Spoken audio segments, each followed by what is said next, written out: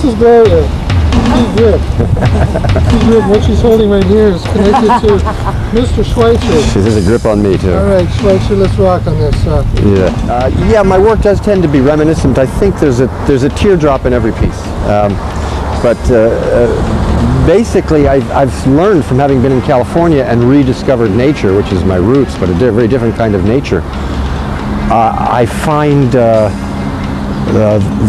that the nature sort of wants to seep out of the work. I'm doing landscapes. There's this hunger for the real earth to try and make art to have some impact somehow, because nature itself is so extraordinary. How can you possibly compete? I love to find things wherever they are. I'm a garbage rat. If I see a good shape poking up out of a garbage pail, a trash can, I'm there. That's why New York is so great, because the garbage is prolific. It is the greatest producer of potential I know of. In LA, you really have to search for places like that, but you do find them. In fact, there's something here.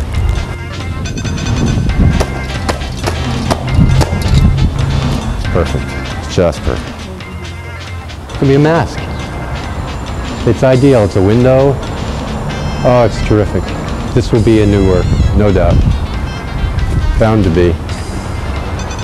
Yeah, look at that shadow. Ochima.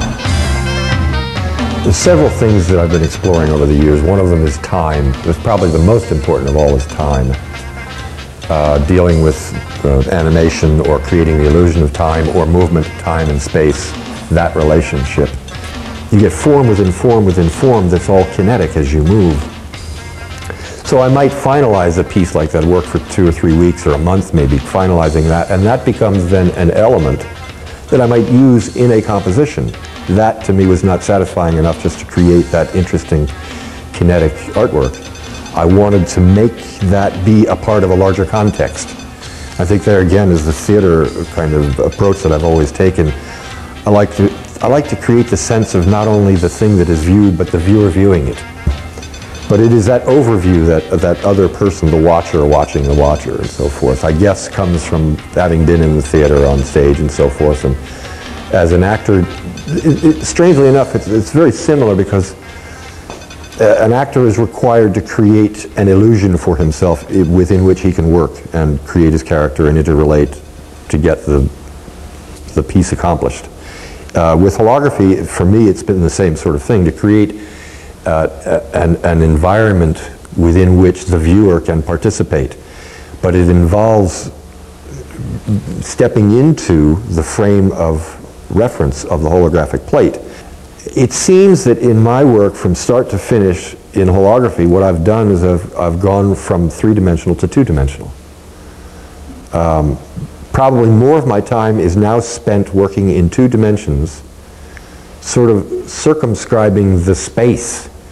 It's sort of that space, non-space, or sculpture, non-sculpture issue.